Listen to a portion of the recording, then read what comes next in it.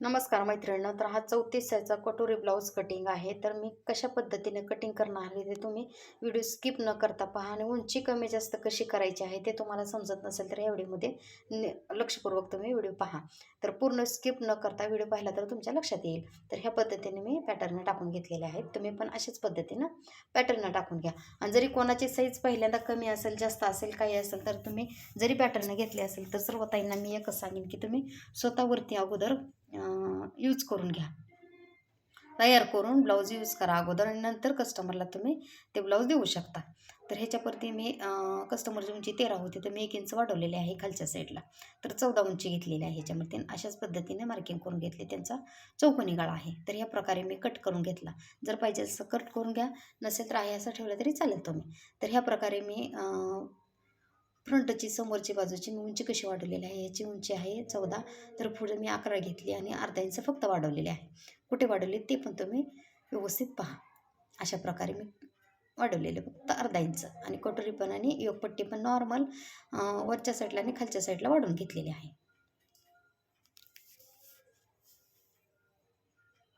तर अशा प्रकारे कटोरीला पण तुम्ही मार्जिंग करून घेऊ शकता.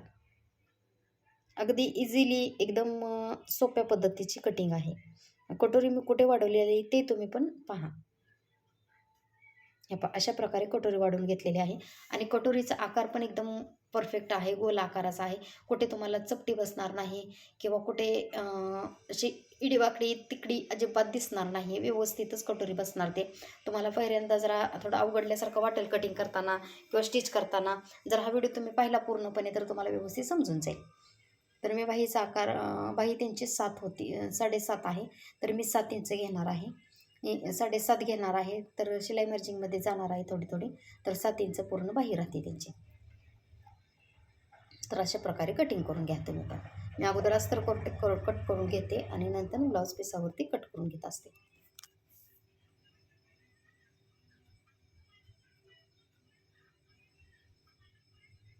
तर अशा प्रकारे तुम्ही कटिंग करून घ्या.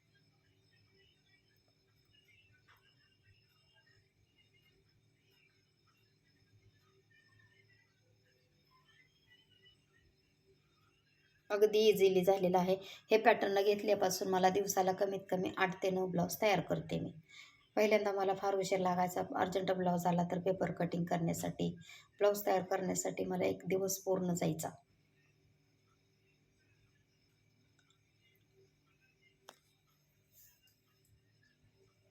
अशा प्रकारे तुम्ही अस्तरवरती अस्तर टाकून घ्या ब्लाऊज पिसावरती.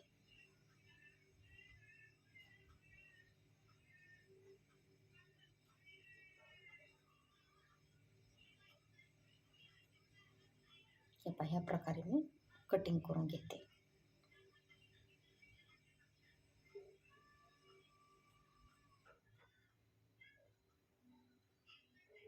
तुम्ही पण ह्याच प्रकारे कटिंग करून घ्या आणि अगोदर अस्तर कट करून घ्या, नंतर ब्लाऊज पीस कट करून घ्या. आणि जरी नॉर्मल ब्लाऊज तयार करायचा असेल तर तुम्ही त्याच्यावरती सुद्धा मार्किंग करून कट करून घेऊन तयार करू शकता. तर ह्या प्रकारे मी कटिंग करून घेतलेलं आहे. नवीन कोण असेल तर सबस्क्राईब करा चॅनलला आपल्या, लाईक करा, शेअर करा. व्हिडिओ जेवढा होईल तेवढा शेअर करायला विसरू नका. तर बाय.